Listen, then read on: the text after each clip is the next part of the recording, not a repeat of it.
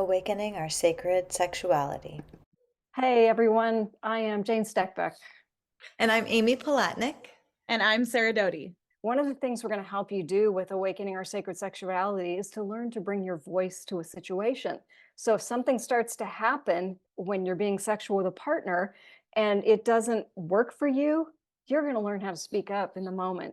And that's empowerment. This workshop helps folks shed what isn't ours.